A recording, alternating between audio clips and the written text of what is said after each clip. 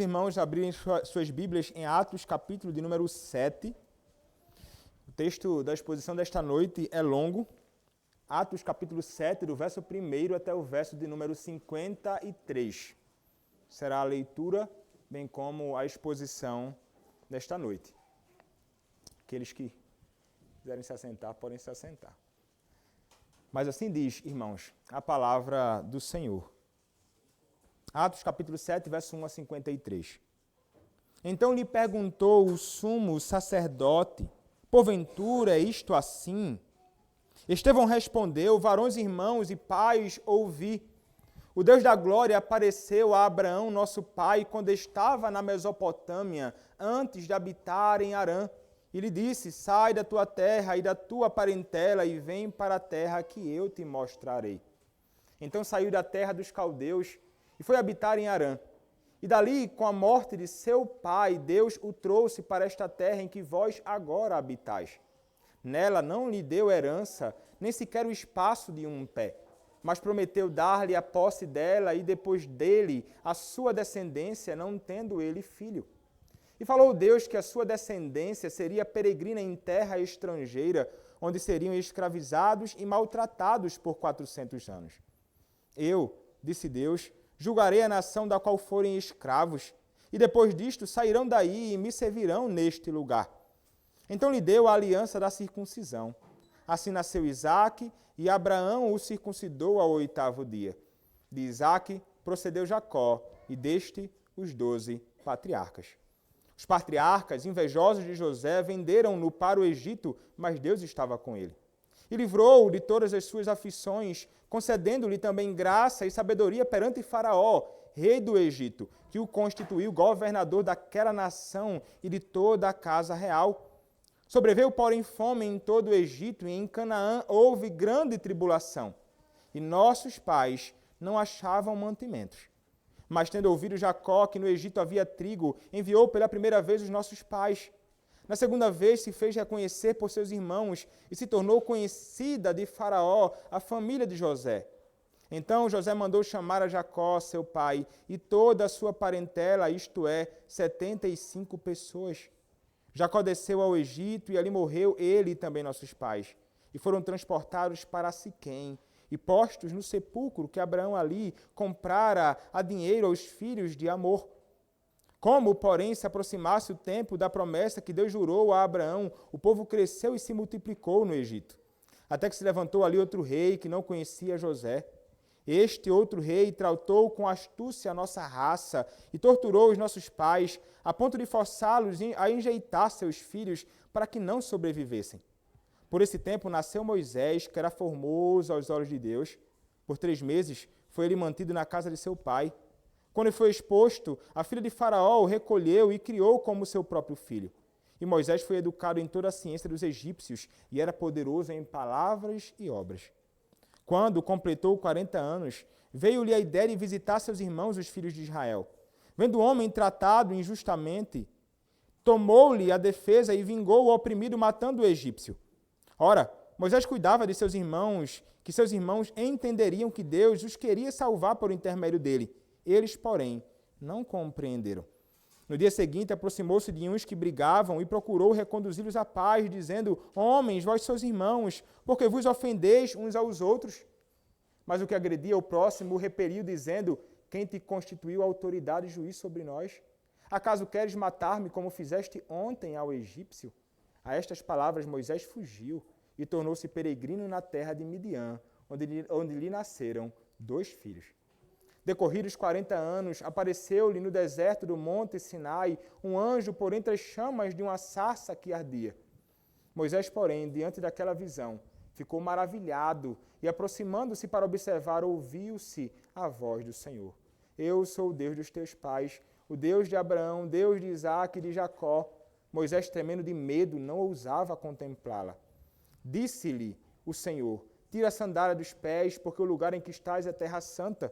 Vi com efeito o sofrimento do meu povo no Egito, ouvi o seu gemido e desci para libertá-lo. Vem agora, eu te enviarei ao Egito. A este Moisés, a quem negaram reconhecer, dizendo, quem te constituiu autoridade e juiz, a este enviou Deus como chefe e libertador. com a assistência do anjo que lhe apareceu na sarça. Este os tirou, fazendo prodígios e sinais na terra do Egito, assim como no Mar Vermelho e no deserto durante 40 anos. Foi Moisés quem disse aos filhos de Israel: Deus vos suscitará dentre os vossos irmãos um profeta semelhante a mim. É este Moisés quem esteve na congregação no deserto com o anjo que lhe falava no monte Sinai e com os nossos pais, o qual recebeu palavras vivas para nulas transmitir. A quem nossos pais não quiseram obedecer, antes o repeliram e no seu coração voltaram para o Egito, dizendo a Arão: Faze-nos deuses que vão adiante de nós, porque quanto a este Moisés que nos tirou da terra do Egito, não sabemos o que lhe aconteceu. Naqueles dias fizeram um bezerro e ofereceram sacrifício ao ídolo, alegrando-se com as obras de suas mãos. Mas Deus se afastou e os entregou ao culto da milícia celestial, como está escrito no livro dos profetas: Ó casa de Israel, porventura me oferecestes vítimas e sacrifícios no deserto pelo espaço de 40 anos, e acaso não levantastes o tabernáculo de Moloque e a estrela do deus Renfã, figuras que fizestes para as adorar? Por isso vos desterrarei para além da Babilônia. O tabernáculo do testemunho estava entre nossos pais no deserto, como determinar aquele que disse a Moisés que o fizesse segundo o modelo que tinha visto. O qual também nossos pais, com Josué, tendo-o recebido, o levaram quando tomaram posse das nações que Deus expulsou da presença deles até aos dias de Davi. Este achou graça diante de Deus e lhe suplicou a faculdade de prover morada para o Deus de Jacó. Mas foi Salomão quem edificou a casa. Entretanto, não habita o Altíssimo em casas feitas por mãos humanas, como diz o profeta. O céu é o meu trono, e a terra o estrado dos meus pés. Que casa me edificareis, diz o Senhor, ou qual é o lugar do meu repouso? Não foi porventura a minha mão que fez todas estas coisas? Homens de dura cerviz, incircuncisos de coração e de ouvidos, vós sempre resistis ao Espírito Santo, assim como fizeram vossos pais, também vós o fazeis. Qual dos profetas vossos pais não perseguiram? Eles mataram os que anteriormente anunciavam a vinda do justo, do qual vós agora vos tornastes traidores e assassinos. Vós que recebestes a lei por ministério de anjos e não aguardastes. Amém. Podem se assentar, irmãos. Vamos orar ao Senhor. Senhor nosso Deus, a Tua palavra foi lida. E nesta noite, Senhor, mais uma vez será exposta.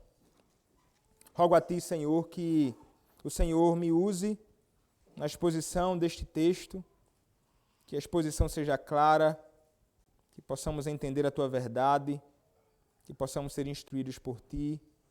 Usa-me, ó Deus, apesar das minhas limitações, das minhas debilidades e fraquezas, mas que o Teu nome, ó Deus, seja glorificado e que a Tua verdade, ó Deus, seja anunciada. E que aqueles, ó Deus, que aqui estão possam atentar para aquilo que o Senhor tem a falar nesta noite. É o que eu te peço, ó Deus, em nome do Senhor e Salvador Jesus Cristo. Amém. Você provavelmente já teve a experiência de fazer uma pergunta a alguém, uma pergunta que é aparentemente simples, e essa pessoa então acaba dando uma resposta bem longa para você e complexa, cheia de detalhes que você para e pensa assim, mas por que razão, meu irmão? Eu fiz uma pergunta tão simples e esse camarada está me respondendo de modo tão extenso assim, com tantas coisas que aparentemente não fazem o menor sentido. Eu suspeito que eu já fiz isso, quando me perguntaram sobre algo, na minha prolixidade, como algumas pessoas falam. Falei uma resposta longa.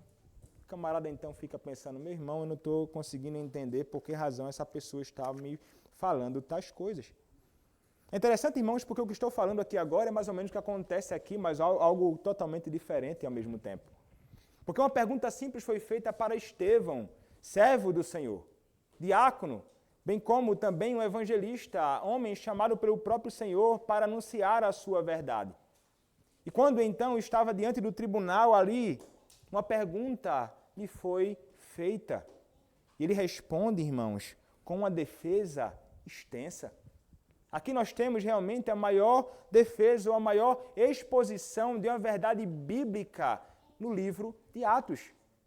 Não é o sermão de Pedro maior, não é de Paulo, é de Estevão. E ele então vai aqui fazer, irmãos, uma coisa muito impressionante. Ele vai apresentar um sermão longo, tão longo quanto o sermão que talvez você esteja imaginando que eu vou expor nesta noite, considerando 53 versículos. Mas ele expôs, meus irmãos, toda a verdade de Deus e aplicou devidamente a um público que necessitava ouvir aquelas verdades. E é impressionante nós contemplarmos Estevão aqui. Nós vimos quem é Estevão, não é? Ele é um daqueles que foram chamados pelo próprio Senhor para exercer o diaconato. Ele foi escolhido, ele mais outros 6 homens, e ele era um homem cheio do Espírito Santo. E um homem, então, em que o Espírito Santo de Deus habitava, e ele fora grandemente usado pelo Senhor para fazer a sua obra.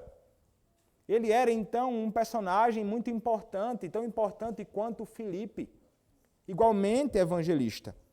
E aqui, irmãos, ele, uma vez questionado pelos homens, ele não poderia ficar em silêncio. Ele deveria, então, necessariamente fazer uma defesa da verdadeira fé, ou uma defesa do verdadeiro cristianismo, aqui apresentado no seu próprio discurso.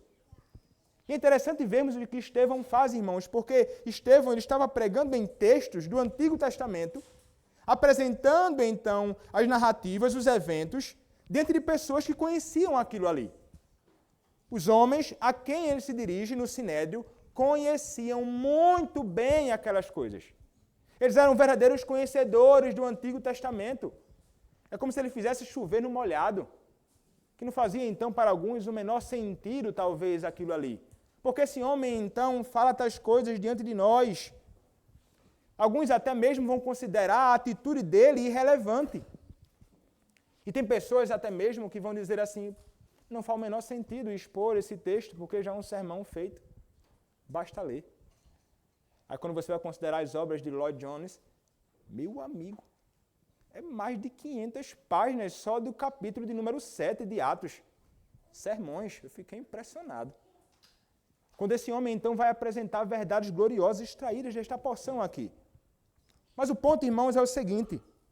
Não podemos considerar essa atitude de Estevão, as suas palavras, como algo irrelevante. Mas a realidade é que ele estava dando àqueles homens uma verdadeira interpretação do texto, aplicando então agora no seu próprio contexto.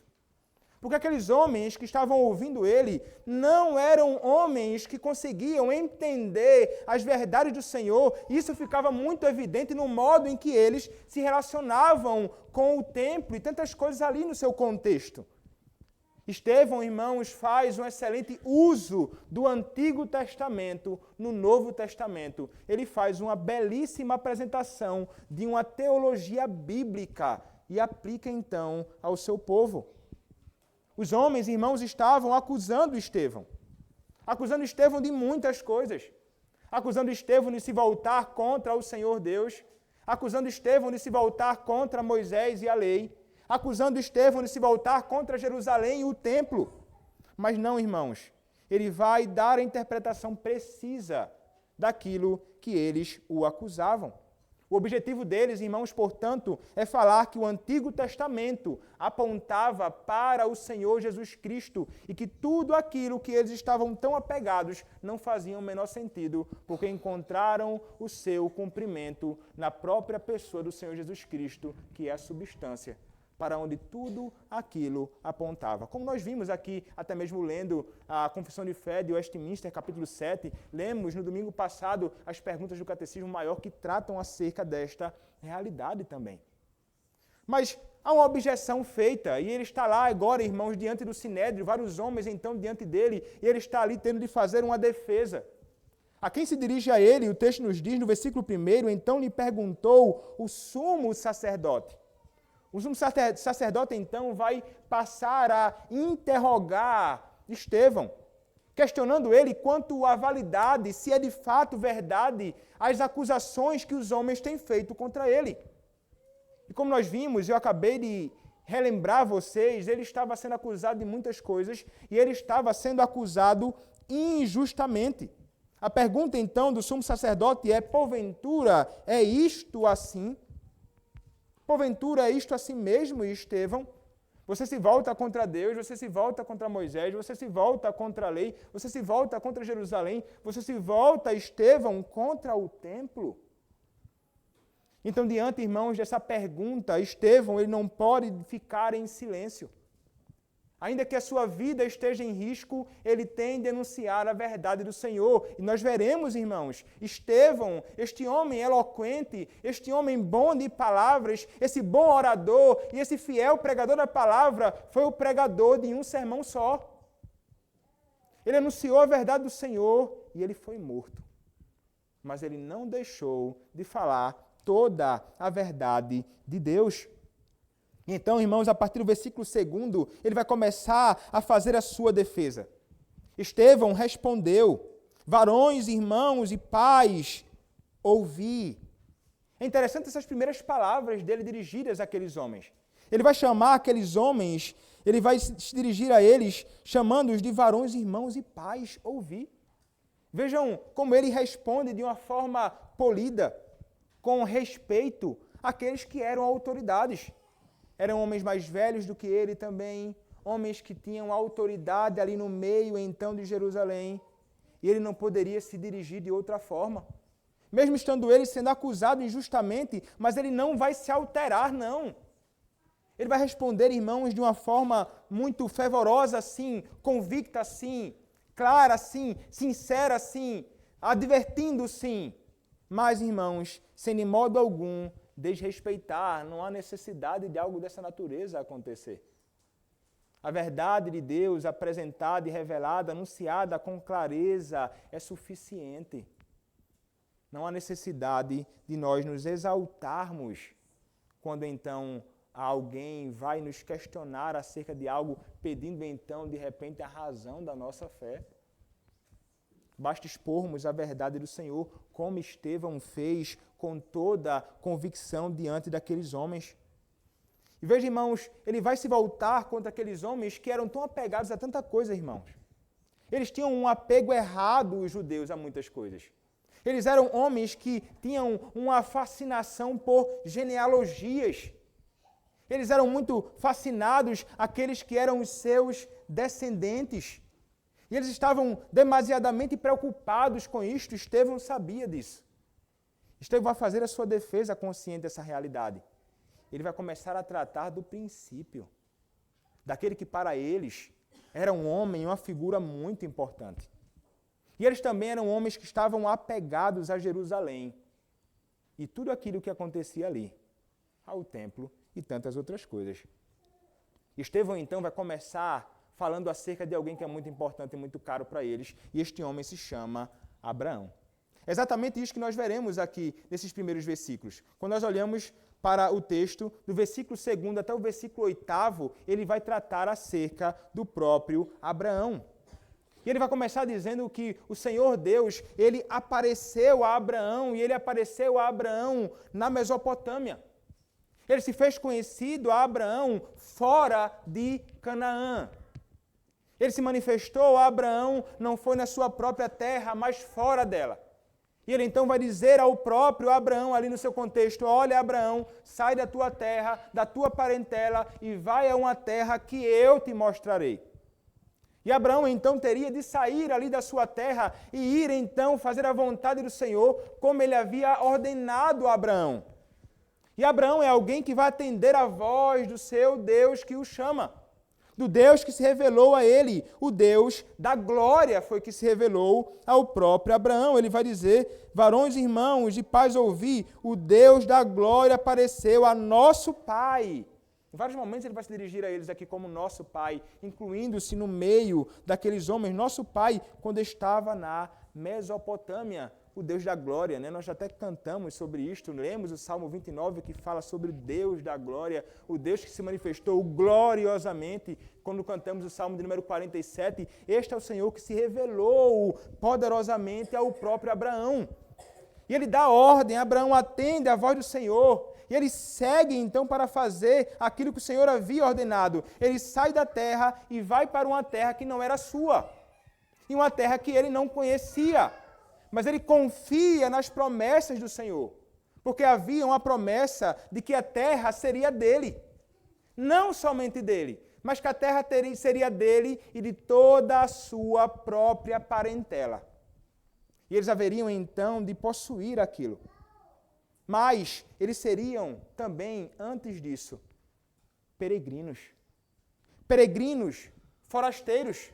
Eles seriam pessoas que, peregrinando como forasteiros, haveriam então de também sofrer amargamente até chegar lá, nas mãos de homens perversos, de inimigos do Senhor, de inimigos do próprio Abraão, posteriormente do próprio Moisés e de todo o povo de Deus. Seriam também escravizados. 400 anos seriam eles escravizados, vai nos dizer aqui.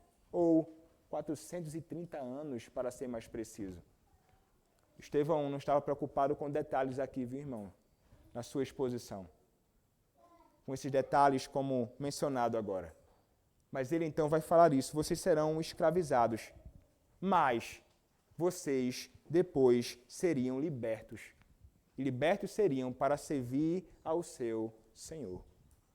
Ele vai anunciar isso, então, o Senhor então falando tudo isto, neste resumo do próprio Estevão, diante desses homens, acerca da obra deste grande e importante patriarca, que não somente promete que haverá de libertá-los, mas promete também estar com eles. Promete ser o Deus que também faria um compromisso real com eles, numa aliança, numa chamada aliança da circuncisão, que era ali o pacto da graça já sendo administrado. Abraão teve um filho a quem chamou de Isaque, e Isaque, então, ele foi circuncidado. Ele vai dizer no versículo 8, então lhe deu a aliança da circuncisão, assim nasceu Isaque, e Abraão o circuncidou, 8º dia de Isaque procedeu Jacó, e deste os 12 patriarcas. Então ele pega eventos importantes da obra de Deus, da obra da redenção, por meio do seu servo Abraão. E qual o propósito, irmãos, então, de Estevão ao resumir esta história de Abraão? Estevão usa o exemplo de Abraão, que saiu da terra sua e aplica indicando que não há mais um lugar com o qual o homem deve se apegar. Ele era alguém que saiu da sua terra, foi para uma terra que não conhecia, e ele foi um homem, então, que peregrinou. Que a igreja de Cristo está... Também ele vai ressaltar isto, que a igreja de Cristo é a igreja que está em continuidade com a aliança que Deus fez com o próprio Abraão. E estes descendentes de Abraão, que estão neste relacionamento pactual com Abraão, são também peregrinos, estrangeiros, não têm uma terra ou um lugar fixo. Abraão foi alguém que, durante a sua peregrinação, adorou a Deus, e não só num lugar. Ele adorou a Deus em vários lugares. Não ficou ligado a um lugar específico, não. Deus se revelou a ele em ocasiões diversas, em lugares diversos, e a sua adoração foi também em lugares diversos. E foi o povo, então, do Senhor, o povo salvo, e um povo adorador ao Senhor em terra, em toda a terra, até mesmo em terra estranha. Era o Senhor Deus que se fazia conhecido e que era adorado nos dias de Abraão e por seus descendentes, e adorado sem a necessidade de tabernáculos ou até mesmo de um templo. Então veja que ele está começando aqui a apontar para estes homens, veja, os patriarcas, homens tão importantes para você. Abraão, o pai na fé, ele foi alguém que não estava apegado ao que vocês estão se apegando hoje. Ele estava dizendo assim, muito antes de existir um lugar santo, existia para o Senhor um povo santo, com o qual Deus havia se comprometido em uma aliança. Deste modo, então, irmãos, Estevão, ele demonstra que ele guarda a aliança, que ele ama aquele patriarca, aquele pai da fé Abraão, e que ele ama e serve a Deus. Ele não é um inimigo de Deus. Ele ama o Deus que é o Deus de Abraão. Então ele começa aqui a começar a lançar por terra, nessa sua teologia bíblica, nesse movimento que ele está fazendo, lançando por terra as ideias daqueles homens ligadas a um apego a uma terra fixa, a um lugar fixo de adoração, a um tabernáculo, ao templo, e refutando também ao mesmo tempo a acusação de que ele estava se voltando contra Deus. Ele diz, de modo nenhum. Aqui está a história de Abraão. Ele é o nosso pai. Mas ele não para por aí. Ele vai começar agora, a partir do versículo 9 até o versículo de número 16, tratar acerca daqueles que foram os patriarcas. Aqueles que são descendentes do próprio Abraão. E ele então vai fazer um resumo da história desses homens aqui. A partir do versículo 9, ele vai começar a dizer: os patriarcas, invejosos de José, venderam-no para o Egito, mas Deus estava com ele. É interessante aqui, que ele vai começar a narrar o evento deste José, personagem muito importante nas narrativas do Antigo Testamento. E ele então foi vendido pelos seus irmãos que, por inveja, eles pegaram o seu irmão e venderam. O seu irmão acabou sendo levado para o Egito. Esses homens então se voltaram contra o seu irmão, que era muito amado pelo seu pai Jacó. Mas então este homem que fora vendido pelos seus próprios irmãos para o Egito, foi alguém que estava sob os cuidados do Senhor, porque como disse o texto, o Senhor estava com ele. Onde? Fora da terra de Canaã. Fora da terra que para eles era uma terra considerada santa. Ele foi conduzido para o Egito e no Egito então se tornou um governador. Por que ele se tornou governador? Porque Deus estava com ele. Onde, irmãos? No Egito. E então o texto vai nos dizer que uma fome chegou lá. Uma fome alcançou tanto o Egito como a própria terra de Canaã. E então, aqueles que estavam no Egito tinham necessidade de suprimento, que José então armazenou, mas não somente eles, a sua própria família, Jacó e seus irmãos, tinham uma grande necessidade de alimento físico para suprir a sua própria necessidade. Eles morreriam sem alimento. Então Jacó, consciente da realidade de que havia suprimentos então na terra do Egito, ele vai enviar os seus filhos, os patriarcas, para buscar mantimento no Egito. Quando então eles se aproximam de lá, e eles então começam a tentar a adquirir alguma coisa, nós sabemos que Moisés os reconhece. Ou melhor, José os reconhece. Só que eles não reconhecem José. Está José diferente. Sem barba, sem pelos no rosto, provavelmente maquiado, com uma túnica, uma roupa totalmente diferente. Eles não sabem quem é aquele homem. Mas estavam lá diante do seu próprio irmão que fora vendido.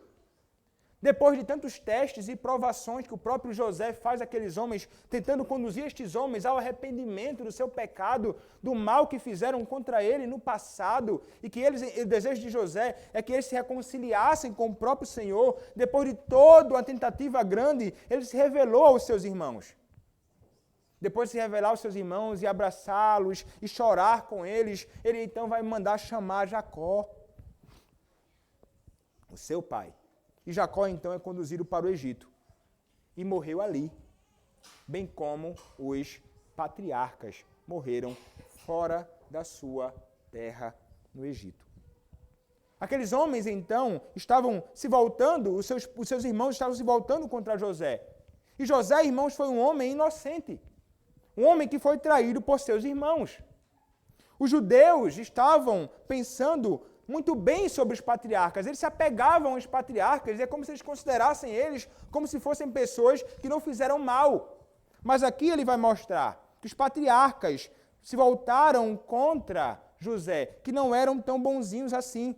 Se levantaram contra alguém que falava em nome de Deus. E o que eles estavam fazendo ali naquele momento era exatamente o que os patriarcas fizeram no passado. Se voltando contra um homem que falava em nome de Deus. Assim como fizeram com o próprio Senhor Jesus Cristo, que se levantou para falar em nome de Deus, e eles também se voltaram contra o próprio Senhor Jesus Cristo. Veja que ele está começando a inverter o jogo. Ele está começando a apresentar para aqueles homens toda a similaridade que eles têm com a perversidade dos patriarcas naquele contexto daqueles dias.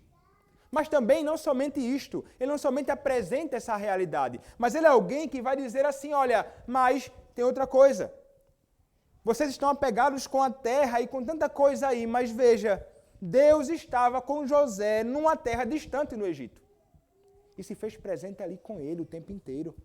Deus estava não apenas com José, mas também com toda a sua família. O Senhor os salvou todos da fome no Egito. Veja como o Senhor, então, é um Deus que não está ligado necessariamente a um espaço geográfico.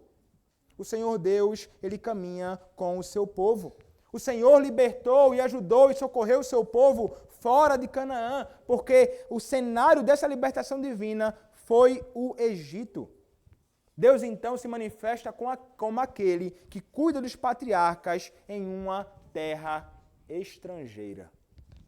Então está mais uma vez aqui ele reforçando com Abraão uma verdade, reforçando então com José a mesma verdade, acrescentando mais informações. E então a partir do versículo 17 agora ele vai se voltar para Moisés. E esta extensão é a parte mais longa do discurso e quem ele dedica mais tempo. Ele vai dedicar tempo ao nascimento de José, ao seu chamado, à sua obra, Moisés, à sua obra. E ele vai dedicar do versículo 17 até o versículo de número 43, tratando acerca do próprio Moisés. E ele então vai apresentar esse resumo da história de Moisés. Ele vai dizer que o povo do Senhor foi um povo que se multiplicou. E um povo que se multiplicou por causa da promessa. O verso de número 17 nos diz assim: como, porém, se aproximasse o tempo da promessa que Deus jurou a Abraão, o povo cresceu e se multiplicou no Egito, até que se levantou ali outro rei que não conhecia a José. Então vejam que o povo então do Senhor se multiplicou por causa da promessa, onde, irmãos? No Egito. Mas o que acontece? Um rei então que não conhecia José, ele se ergue. Um homem mau que não reconheceu os grandes feitos de José.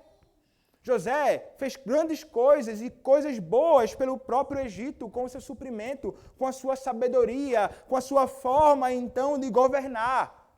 Mas o rei não estava nem um pouco preocupado com isso. Ele se volta então com toda a sua ira contra aqueles que tinham algum tipo de relação com o Senhor Deus Javé, com o Deus Iavé. E nós vimos isto quando começamos aqui as exposições no livro de Êxodo. Como esse homem então, na sua perversidade, se levantou contra o povo. E nesse contexto então há o nascimento de Moisés. Moisés nasce, um garoto diferente. Foi percebido nele que havia algo diferente nele e que aquilo ali indicava que este garoto ele havia sido separado pelo próprio Senhor para fazer uma obra grandiosa. E então ele fora separado por Deus e foi criado para este propósito. Ele foi criado inicialmente pelos seus pais, mas depois então ele fora criado pela filha de Faraó, que o adotou como seu próprio filho, e ali então no Egito ele foi educado em todas as ciências do Egito, tornando-se um homem sábio, conhecedor de muitas coisas, também poderoso em palavras e obras, certamente era um homem e um grande guerreiro. Contudo, irmãos, ainda que ele estivesse ali, ele ao sair então do palácio, ele contempla a realidade miserável dos seus irmãos. Ele vê que eles estão sofrendo. E ele vai se considerar como um deles. Os irmãos dele estavam sofrendo. E ele então vai tentar salvá-los. Ele vai se voltar matando o egípcio. E ele pensa que, de repente, os seus irmãos reconheceriam ele como um libertador. Ele entendia que ele fora chamado para isso ali. Só que ele faz isso no momento inapropriado. Ninguém o reconheceu. Ele não fora reconhecido como um salvador daqueles que ali estavam. E então o que acontece? Ele foi então acusado de ser um assassino pelo que ele fez. Ele vai tentar, de alguma forma, fazer com que dois judeus parassem de brigar e um deles se volta para ele e diz: você vai me matar como você fez com o egípcio ontem? E ele então percebe que algo aconteceu. Isso então, ele percebe: eu fui percebido, eu não posso mais permanecer aqui. O crime que ele cometeu foi um crime contra o próprio Estado. E ele estaria então sujeito agora à morte, uma vez que se voltou contra um oficial do Egito. Ele foge então e vai para as terras de Midian, fora da terra de Canaã. E ele vai para lá. E ele vai para lá e ele vai para outro lugar, porque ele considerou também, como vai dizer Hebreus, os sofrimentos por Cristo como muito mais valioso do que as coisas do Egito. Mas ele segue. Ele vive, ele vai para uma terra fora. Ele ali então é preparado pelo próprio Senhor, ele está sendo aperfeiçoado para a obra que ele fora chamado. Ali o Senhor o abençoou com uma esposa chamada Zípora, filha de Jetro. Ali ele teve filhos. E ali em Midian, o Senhor se manifestou a ele numa sarça ardente. E do meio da sarça ardente, como nós temos visto em Êxodo, o Senhor o chamou para ser o libertador do seu povo.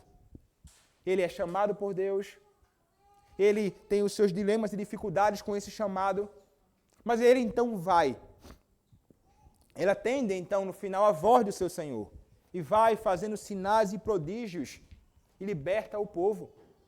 Uma vez esse povo liberto, agora então o Senhor vai entregar a lei. O Senhor vai manifestar então a sua lei no Sinai. Ele vai entregar então a sua vontade revelada, o seu pacto da graça expresso agora em letras escritas, visíveis, sendo contemplada pelos homens. E entregou ali dizendo: aqui está a minha vontade revelada, é assim que vocês devem caminhar em santidade diante de mim. E ele faz isso ali no Monte Sinai. O Monte Sinai, que também não ficava na terra de Canaã. Contudo, ainda que o povo então tivesse a lei do Senhor diante dos seus olhos, o povo não obedeceu às leis do Senhor. E o que eles fizeram? Ídolos. Eles se prostraram diante de um bezerro de ouro.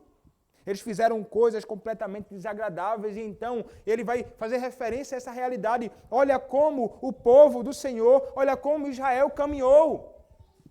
Olha como os teus descendentes caminharam. Estevão, ele era um helenista, irmãos. Ele não era um israelita, de fato, como os outros. Como os outros então se vangloriavam. Ele era alguém de fora. E então, o que acontece? Ele vai dizer: olha aí como eles caminharam. Fizeram então ídolos diante de si.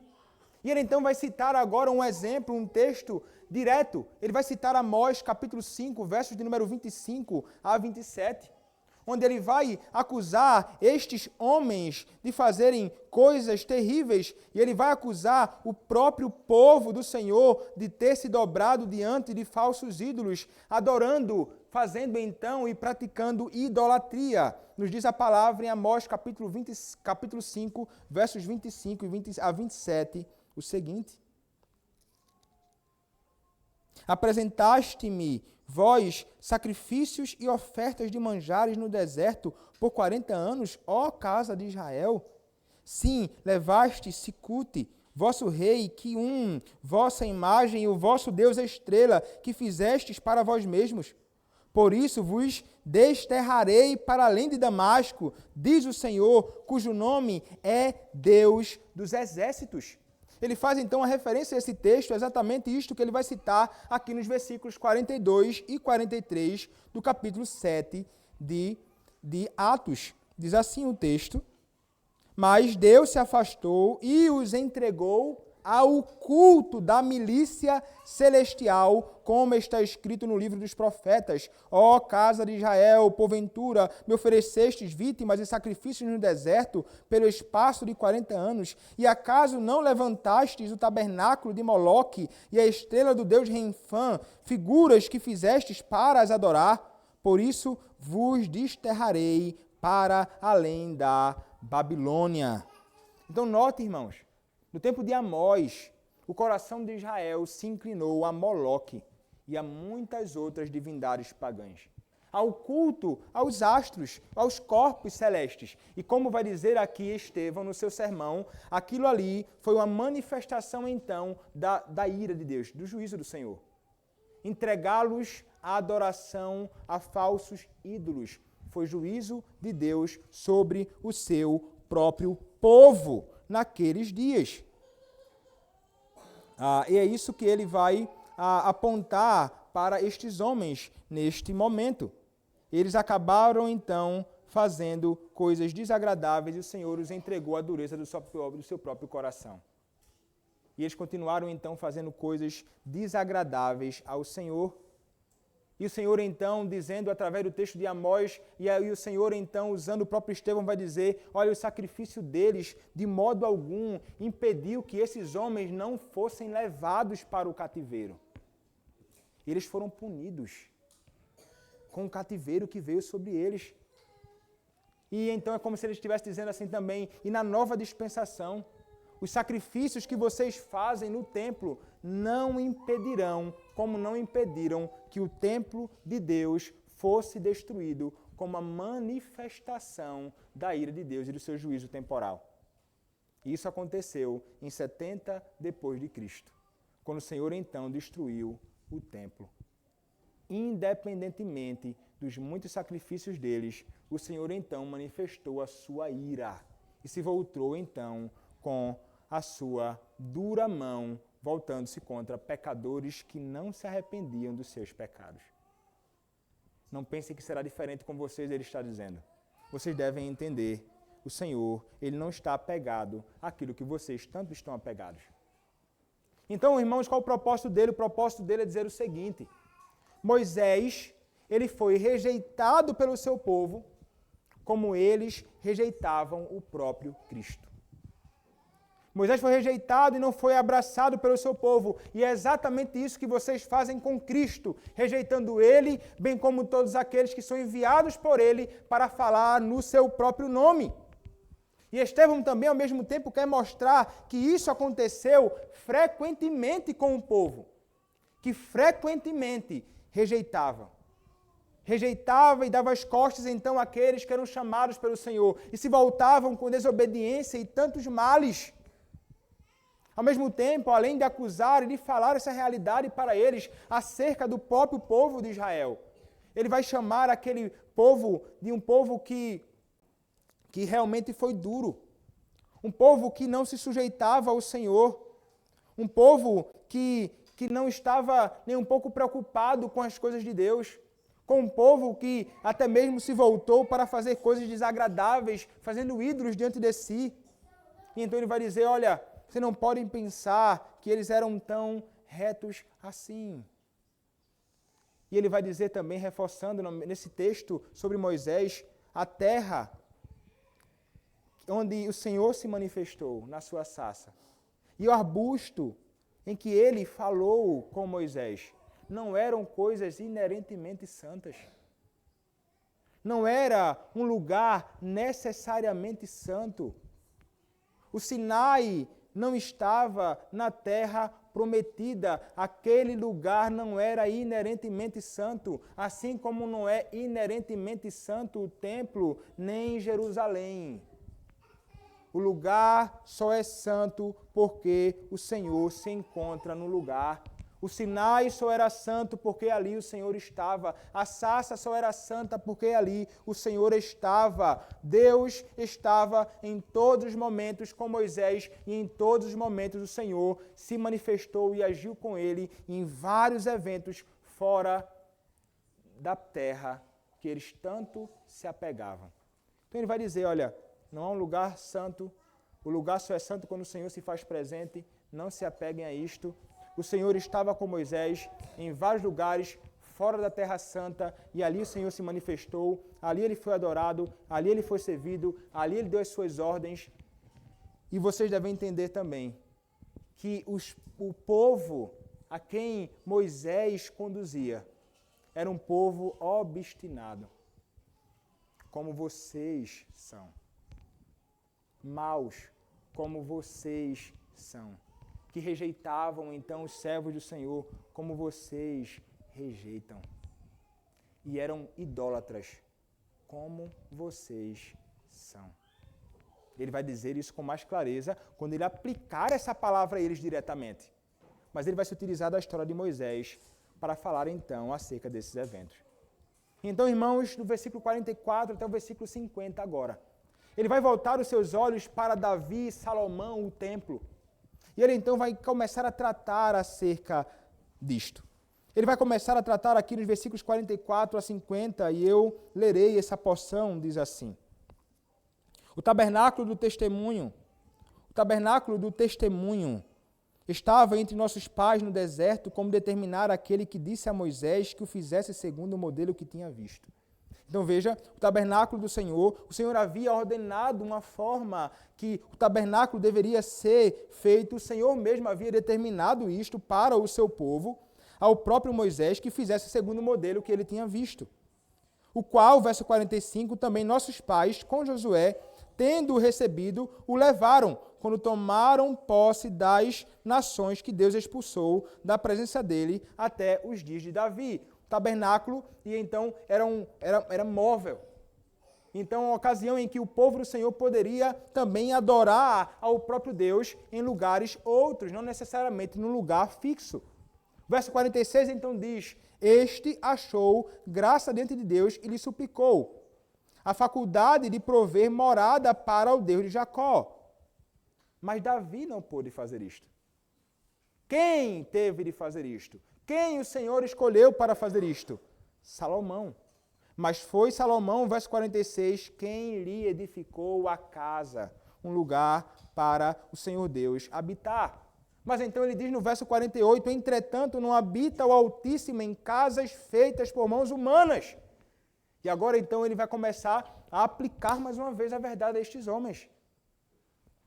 O Senhor não habita em casas, em habitações feitas por homens, de forma nenhuma. E então, mais uma vez, ele vai citar um profeta.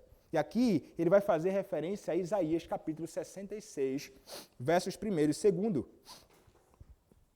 quando a palavra do Senhor diz assim, o céu é o meu trono, e a terra o estrado dos meus pés. Que casa me edificareis, diz o Senhor, o qual é o lugar do meu repouso. Não foi porventura a minha mão que fez todas estas coisas? Então ele vai aplicar um outro texto do Antigo Testamento na história de Davi e Salomão, refutando a ideia bagunçada daqueles homens. É como se ele estivesse dizendo o seguinte, irmãos, Deus não está limitado a um lugar. Ele quer dizer, irmãos, que segundo a Escritura, o culto a Deus não está limitado a um tabernáculo ou a um templo. Por quê? Porque, irmãos, nem um templo pode sustentar a glória de Deus. Nenhum templo pode suportar a glória de Deus. E que tudo isto, o templo, o tabernáculo e tudo aquilo que eles tanto se apegavam, um dia passaria. Mas eles não conseguiam entender isto. Tudo aquilo apontava para Cristo, aquele que tabernaculou entre nós. O templo, os sacrifícios e tudo. O templo fora ordenado por Deus, mas com um propósito muito determinado. Haveria um fim para tudo aquilo. Havia alguém para quem tudo aquilo então apontava. E eles precisavam entender o caráter transitório de tudo aquilo. O caráter passageiro de tudo aquilo que estava diante deles. Por essa razão, então, ele vai citar Isaías, falando acerca da realidade de que Deus ele transcende o tabernáculo, Deus ele transcende o templo. Deus não pode ser contido pelas construções dos homens, nem mesmo num templo móvel, nem em lugar algum. E aqueles homens precisavam compreender esta verdade. Precisavam entender que o Senhor Deus que se revelou a Abraão, o Senhor Deus que se revelou na vida de José, o Senhor Deus que se revelou na vida de Moisés, o Senhor Deus que se revelou a Davi, era um Deus infinito. Era um Deus que era infinito em vários aspectos. Um Deus que era infinito em suas perfeições, em seus atributos, na sua própria essência. Um Deus que era infinito no que diz respeito ao tempo, Ele é eterno. Mas que também é um Deus que é infinito em relação ao lugar. Ele é onipresente, Ele é imenso, não há espaço que possa contê-lo, não há espaço que possa aprisioná-lo, o tempo não pode medi-lo, ou o espaço não pode conter ao Senhor Deus. E a Escritura fala, irmãos, abundantemente sobre isto. Salmo 139, verso 7 ao verso 10, Jeremias capítulo 23, versos 23 a 24, 1 Reis capítulo 8, verso 27, 2 Crônicas, capítulo 2, verso 6, são textos onde o Senhor então vai revelar a realidade de que o Senhor Deus é imenso. Ele se faz presente aqui, irmãos, sim, mas não está limitado a este lugar. O Senhor se faz presente no meio do seu povo agora, sim, mas Ele não está somente aqui. O Senhor está no meio do seu povo, onde se reúne hoje para adorá-lo em toda a terra, porque o Senhor Deus é infinito. Todo lugar que Deus se manifesta é um lugar da sua presença e é também um lugar santo. Não está o Senhor preso ao que vocês estão presos, Ele estava dizendo. Indiretamente a estes homens, dando a fiel interpretação das verdades de Deus.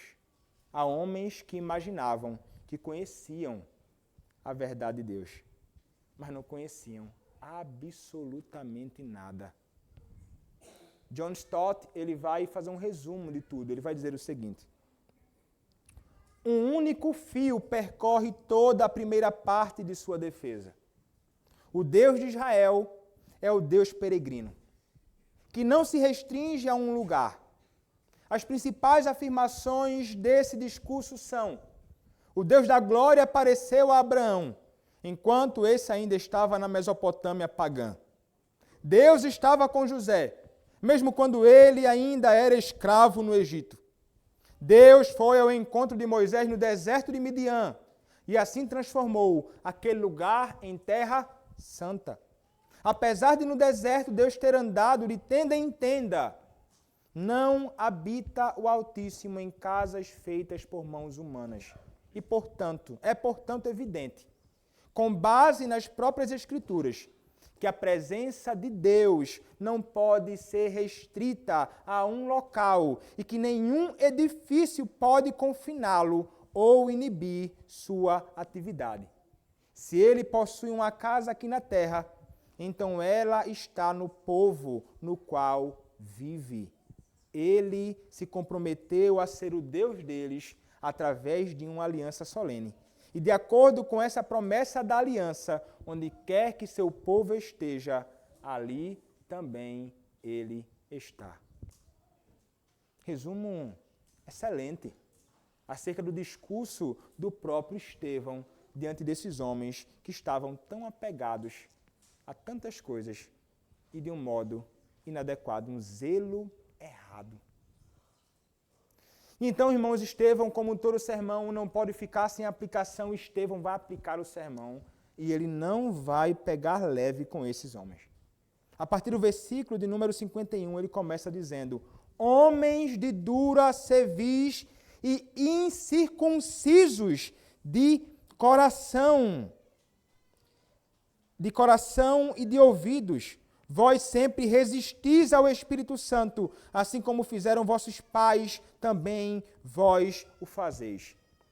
Esta é a primeira ocasião em que ele vai se voltar para estes homens agora, dirigindo-se a eles com muita clareza. Homens de dura cerviz.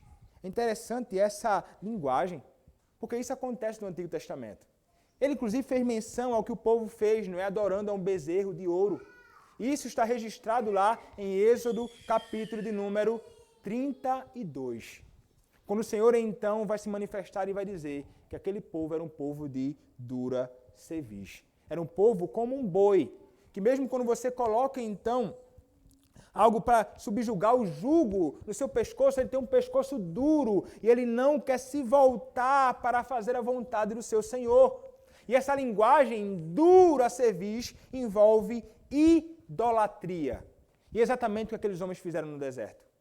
Eles acabaram então adorando o animal no lugar do Criador. E eles acabaram se tornando semelhantes àquilo que eles adoravam. Como a palavra vai nos ensinar no Salmo de número 115. Tornem-se semelhantes a eles, aqueles que vos adoram. E eles se tornaram exatamente assim. Idolatria no coração. E então ele vai pegar isso e vai dizer assim, vocês são assim, incircuncisos, de dura cerviz. O templo se tornou o ídolo de vocês. O templo se tornou o objeto de devoção e adoração de vocês, não o Deus verdadeiro. E Cristo estava de acordo com esse discurso de Estevão, porque Cristo mais tarde é quem destrói o templo. Ele vem com sua ira no juízo temporal e em 70 depois de Cristo ele destrói aquilo que era objeto de toda a idolatria daqueles homens naquele contexto. Marcos capítulo 13 fala sobre isto, Mateus 24, Lucas também trata acerca dessa realidade. Essa expressão, irmãos, dura cerviz, é a manifestação de idolatria e é uma expressão também que é sinônimo de incircuncisos de coração, de desobediência. Vocês são terrivelmente desobedientes, incircuncisos de coração, de ouvidos. Uma acusação igualmente feita por Moisés, por Moisés e também pelos profetas de Israel. Os profetas de Israel falavam assim também, como nos revela a palavra em Jeremias capítulo 6, verso 10, como nos diz a Escritura em Jeremias capítulo 9, verso número 26, como Ezequiel também reforça em Ezequiel capítulo 44, verso de número 7. Eles eram homens que resistiam à graça do Senhor manifesta. Eles eram homens que tinham um coração duro e não se sujeitava à voz do Senhor que falava a eles. E o Senhor continuamente usando homens para anunciar a sua verdade, Pedro, João e agora então o próprio Estevão, mas eles continuam resistindo à graça, eles continuam resistindo o Espírito, assim como fizeram, e veja aqui como vai mudar a linguagem dele. Anteriormente ele falava o tempo inteiro, nossos pais, nossos pais. Nossos pais, ele vai dizer assim, assim como fizeram vossos pais, também vós o fazeis. Então, ele aponta para a realidade da miséria desses homens. É como se ele estivesse dizendo, vocês falam da circuncisão, se apegam ao templo, à lei de Moisés e tantas coisas, mas vocês podem ser circuncidados no seu prepúcio, mas vocês não são circuncidados de coração. É como se ele estivesse dizendo a eles, vocês são ímpios. Vocês não são verdadeiros filhos de Abraão. Vocês não conhecem o Senhor. Vocês estão longe deles. A dureza do seu coração, a incredulidade do coração de vocês afastou vocês do Deus vivo. Como vai dizer Paulo em Hebreus capítulo 3, como no Salmo 95 que nós cantamos imediatamente antes do sermão. Meus irmãos, o Senhor abundantemente fala da sua graça e o tempo inteiro manifesta a sua misericórdia diante dos homens. O Senhor proclama a sua verdade e chama os homens continuamente ao arrependimento e à fé em Cristo. Continuamente o Senhor Jesus Cristo fala por intermédio de seus servos ao coração da sua igreja. Continuamente manifestando assim, irmãos, a grandeza da sua misericórdia para com pecadores indignos como nós. Mas a realidade é que muitas vezes nosso coração e nossa condição é semelhante à condição desses homens. Homens duros, com corações insubmissos, completamente desobedientes. Essa é a condição sua, de você que não conhece a Cristo. De você que ouve a palavra do Senhor ser proclamada. Você age semelhantemente aos homens naqueles dias. Homem de dura cerviz. Você é desobediente. Você não se submete a Deus. Você tapa os seus ouvidos. Você fecha o seu coração. Você não se sujeita a Deus. Mas vai existir uma ocasião em que a sua sujeição ela vai ser absoluta. E ainda que você não se sujeite a ele, ele vai fazer valer a sua própria vontade. Se não for salvando você, rompendo a sua dureza do coração, vai ser subjugando você na grande manifestação da sua ira no grande e glorioso dia dele. Todo joelho se dobrará diante dele, inclusive você, que permanece duro no seu próprio coração. Eles resistiam à graça, e como você pode pensar assim, mas pastor, como é que o senhor pode falar um negócio desse? Eu sou calvinista, eu creio que a graça é irresistível. É irresistível para os eleitos. É irresistível para aqueles que foram escolhidos por Deus desde antes da fundação do mundo. Estes não resistirão à voz de Deus que chama, se renderão a Ele. Mas essa não é a realidade daquele que não é eleito de Deus. Ele vai resistir à graça de Deus e vai ser cada vez mais confirmado na sua miséria e pecado por não dar ouvidos à voz do Senhor Deus que clama.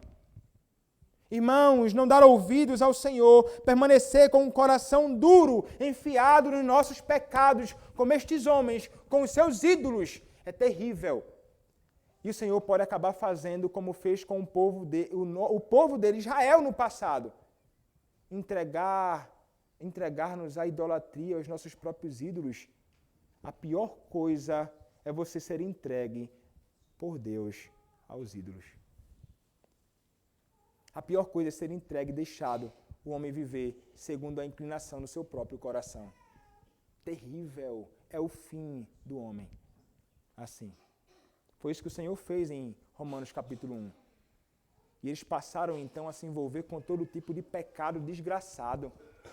Homem com homem, mulher com mulher, uma confusão infeliz, adorando quadrúpedes e répteis no lugar do Criador. E esse envolvimento homem com homem, mulher com mulher, é a maior expressão da idolatria do coração de um homem.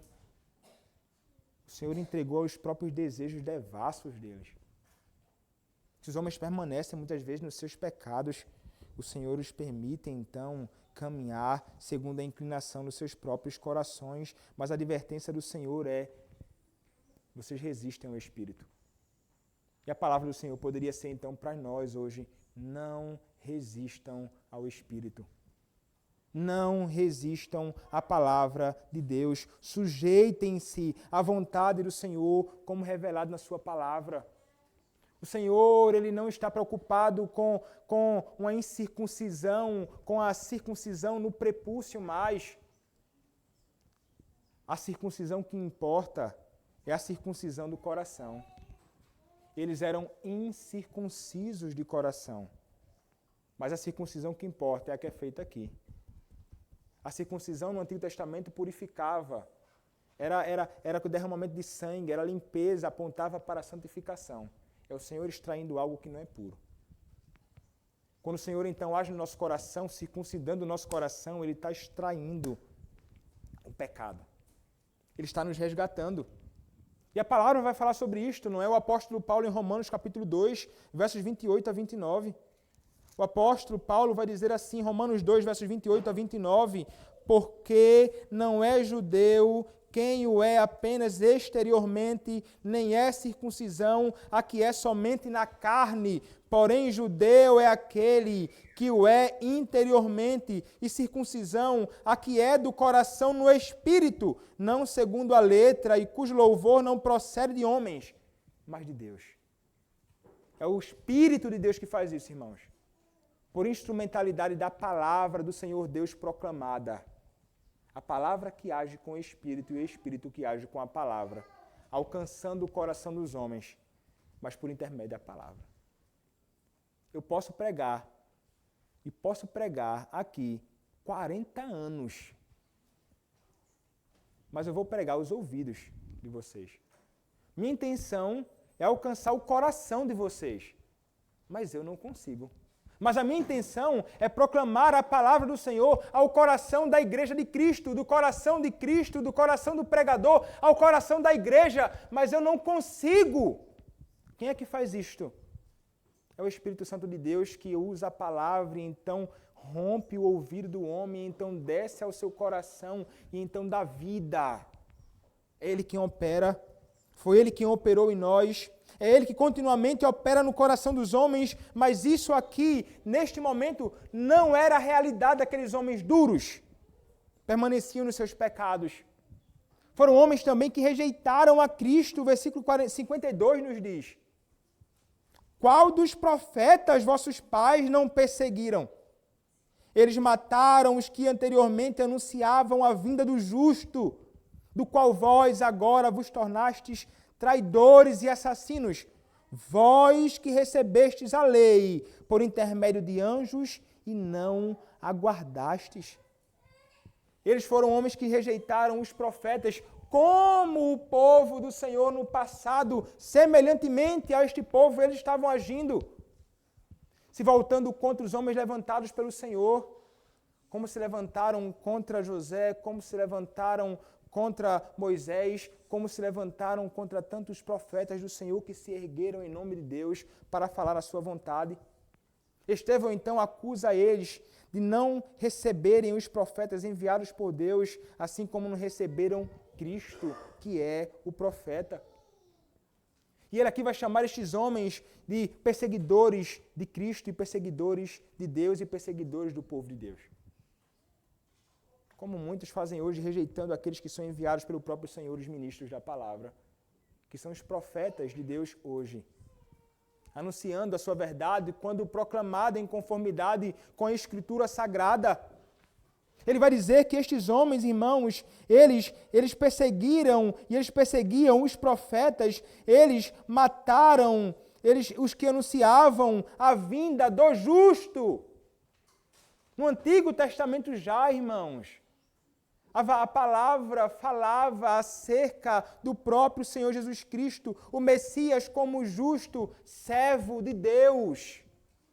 Como vai nos dizer Isaías capítulo 53, verso 11, texto tão conhecido por todos nós, mas lá, irmãos, é dito, Isaías 53, verso de número 11, a palavra diz: ele verá o fruto do seu penoso trabalho de sua alma e ficará satisfeito, o meu servo, o justo, com o seu conhecimento justificará muitos, porque as iniquidades deles levará sobre si. E tantos textos outros, como Jeremias capítulo 23, verso 5, Jeremias capítulo 33, verso número 15, Zacarias capítulo 9, verso 9, e tantas outras porções falam acerca dele. Eles rejeitavam, perseguiram aqueles que anunciavam aquele que estava para vir para salvar a própria alma deles. Eles eram um obstáculo para a sua própria salvação. Um obstáculo para a própria salvação dos homens perdidos tantos naqueles dias. Como eles eram maus. Eles eram desobedientes e eles não se sujeitavam à lei que tanto falavam serem apegados. Lei que foi entregue por intermédio de anjos e eles não guardaram. Veja que realidade terrível a realidade daqueles homens. Mas veja Estevão pregando a eles o seu primeiro e único sermão. E naquele sermão, irmãos, ele anuncia Cristo. Você percebeu Cristo no sermão de Estevão? Ele vai falar, irmãos, ele vai empregar expressões que falam acerca da pessoa e da obra do Messias. Ele vai chamar o Senhor Jesus Cristo de o governante e libertador, no versículo de número 35. Ele vai chamar Cristo de o profeta, no versículo de número 37. Ele vai chamar Cristo de o justo, no versículo de número 52. Estevão era um pregador da palavra e alguém que, além de desbaratar e lançar por terra todos os argumentos terríveis daqueles homens que o acusavam injustamente, ele anuncia Cristo. Aqueles homens precisavam conhecer aquele que era o governante e libertador, Cristo. Aquele que liberta o homem do cativeiro do pecado. Aquele que arranca o homem da sua condição infeliz, longe do Senhor Jesus Cristo, escravizado à carne, ao pecado, a Satanás. Cristo é o único libertador, o único salvador, o único redentor. Cristo é também aquele que é o profeta, não um profeta, mas o profeta prometido já no Antigo Testamento, reforçado por Pedro no capítulo de número 3, aquele que viria então para anunciar toda a vontade de Deus para a nossa salvação. Cristo é o profeta por excelência e o justo, mas que morreu no lugar de pecadores injustos. O justo morrendo pelos injustos. Cristo Jesus. Estevão, irmãos, semelhantemente a Paulo, era alguém que estava comprometido em pregar a Cristo e este crucificado. Ele sabia que este era o único meio para a salvação dos homens, mas os homens permaneciam duros nos seus próprios pecados. Terrível é a condição do homem que não se sujeita ao Senhor. E é exatamente este Cristo, irmãos, que nós somos chamados a pregar, e esse Cristo que nós somos chamados a anunciar, e são as verdades do Senhor que eu sou chamado a proclamar, e não importa quem esteja na frente. A verdade de Deus deve ser dita. Estevão estava diante daqueles que estavam prontos para tirar a sua própria vida. Ele não temeu a homens, mas anunciou a verdade. Eu não posso temer a homens. Eu não posso temer a você. Eu tenho que anunciar toda a verdade de Deus. E é exatamente para isto que nós somos chamados. Eu como ministro da palavra e vocês como testemunhas do Evangelho de Cristo neste mundo. Independentemente do risco que corra a sua própria vida até, a verdade de Deus precisa ser anunciada e Cristo precisa ser proclamado. Anunciado como um único caminho, um único que é a verdade e a vida para salvar o homem da sua condição miserável. Um único que deve ser proclamado, como vai dizer 1 Timóteo capítulo 2, verso 5, como aquele que é o único mediador entre Deus e os homens, Cristo Jesus, homem. Aquele que experimentou na sua própria carne aquilo que deveríamos experimentar. Aquele que viveu a vida que deveríamos viver, aquele que morreu a morte que nós deveríamos morrer, aquele que é um Salvador perfeito. Estevão anuncia a verdade do Senhor, aplicando essa verdade ao coração daqueles homens. Aqui estamos diante, irmãos, de uma fiel testemunha de Cristo. Será que nós somos como Estevão? Será que nós, eu e você, poderíamos ser chamados de verdadeiras testemunhas do Evangelho do Senhor Jesus Cristo? Irmãos, que o Senhor nos conceda a graça de sermos ousados, intrépidos, como Estevão foi, mas, sobretudo, fiel a Deus na pregação e no testemunho do seu Evangelho neste mundo. Que o Senhor Deus, irmãos, nos ajude e nos conceda a graça de fazermos isto, para a glória do nosso Deus, para a propagação de Cristo, para o estabelecimento do seu reino, para a expansão da sua glória neste mundo, até que o nosso Senhor, Deus, Ele venha. Amém. Vamos orar ao Senhor. Senhor, nosso Deus, agradecemos a Ti, Pai, pela Tua palavra. Agradecemos a Ti, ó Deus, por este testemunho extraordinário do Teu servo Estevão, que proclamou, ó Deus, a Tua verdade, com toda a intrepidez e ousadia, apresentando àqueles homens que eles estavam completamente equivocados e que eram maus, corações incircuncisos, duros, não se sujeitavam ao Senhor. Ó Deus, quão terrível era a condição daqueles homens, quão terrível era a nossa condição quando não conhecíamos o Senhor. Mas o Senhor operou em nosso coração pelo Teu Santo Espírito e o Senhor nos vivificou. Ó Deus, da mesma forma que fizeste conosco, faze, ó Deus, com aqueles que não conhecem a Ti. Revela o Teu Filho, o Senhor Jesus Cristo. Quebra, ó Deus, os seus corações duros de pedra. Concede-lhes, ó Deus, um coração novo. Tem piedade, Senhor. Tem piedade. E usa, ó Deus, nós como instrumentos do Senhor, no testemunho da Tua palavra. Não permite, Senhor, que sejamos homens e mulheres que temem a homens, mas que nós possamos ser claros no anúncio da verdade, acerca de Cristo como libertador, acerca de Cristo como profeta, acerca de Cristo como sacerdote, acerca de Cristo como justo, o Salvador do mundo. Usa-nos, ó Deus, para a glória do teu nome. É o que te pedimos, em nome do Senhor Jesus Cristo. Amém.